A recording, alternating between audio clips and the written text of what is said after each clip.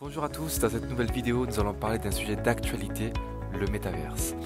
Le métaverse, c'est quoi? Aujourd'hui, les conceptions les plus courantes du métaverse sont issues de la science-fiction.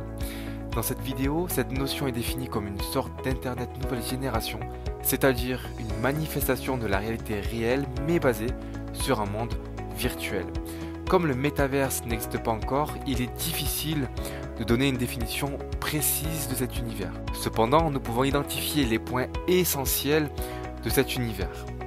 De notre point de vue, le métaverse fonctionnera en continu, c'est-à-dire que ce monde ne subira aucune interruption dans le temps, mais continuera indéfiniment comme la vie réelle. Le métaverse sera synchronisé et en direct, c'est-à-dire que les événements préprogrammés et indépendants se produiront comme dans la vie réelle. Le métaverse n'aura aucune restriction sur le nombre d'utilisateurs simultanés et offrira à chaque utilisateur une expérience unique et un sentiment d'appartenance.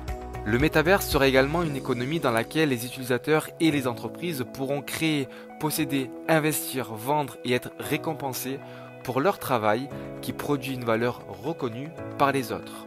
Enfin, le métaverse sera une expérience unique qui chevauchera à la fois le monde numérique et le monde physique. Maintenant, il est important d'identifier ce que ne représente pas le métaverse. Le métaverse n'est pas seulement un monde virtuel, il est très important de souligner ce point. En effet, les mondes et jeux virtuels qui mettent en lumière des personnages pilotés par l'intelligence artificielle existent depuis des décennies. Ensuite, le métaverse n'est pas un espace virtuel, cette notion vient compléter le point précédent. Le métaverse n'est pas non plus la réalité virtuelle. Il est très important de distinguer la réalité virtuelle et le métaverse. La réalité virtuelle, en fait, est un moyen de faire l'expérience d'un monde ou d'un espace virtuel. En d'autres termes, un sentiment de présence dans un monde numérique ne constitue pas un métaverse. Le métaverse n'est pas une économie numérique et virtuelle. Si nous prenons le cas du jeu World of Warcraft, dans ce jeu, les utilisateurs peuvent échanger des biens virtuels contre de l'argent réel ou bien effectuer des tâches virtuelles en échange d'argent réel. À l'heure actuelle, nous effectuons déjà des transactions à grande échelle sur des articles purement numériques pour des activités purement numériques via des places de marché purement numériques. Le métaverse ne peut pas être représenté par un jeu. Le cas Fortnite est l'exemple parfait pour comprendre ce point.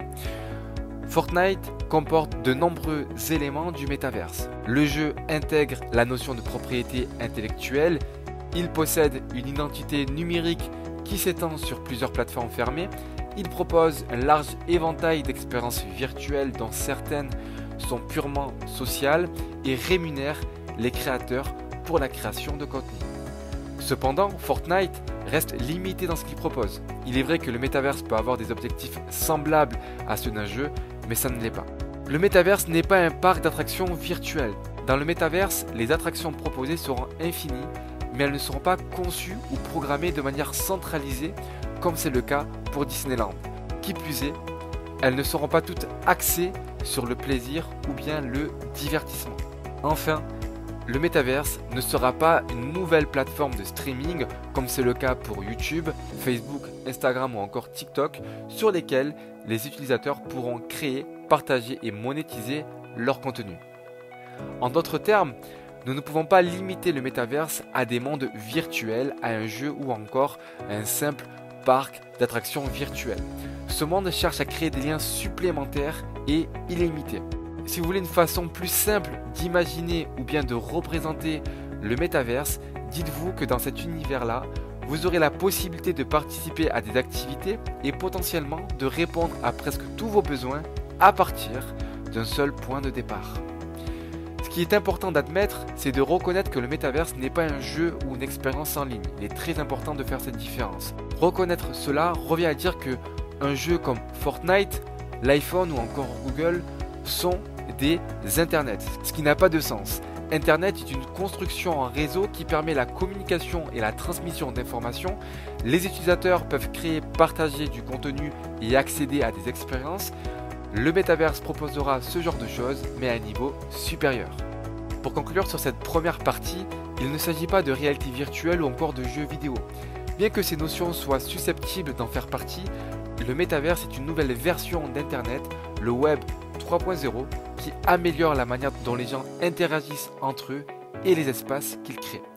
Il s'agit d'un univers virtuel qui donne naissance à l'emplacement et relie les utilisateurs entre eux. Bien que le métaverse ne soit qu'à ses débuts, il ne s'agit pas d'une folle ambition émanant des grands groupes technologiques, mais bien d'une réalité. Alors la question que l'on peut se poser aujourd'hui, c'est comment fonctionne réellement le métaverse? C'est ce que nous verrons lors de la prochaine vidéo. Cette vidéo vous est présentée par Meritis. Vous pouvez nous retrouver sur meritis.fr, sur LinkedIn, sur Instagram et sur Twitter. Vous remercions donc de l'avoir visionné. À bientôt pour la prochaine vidéo.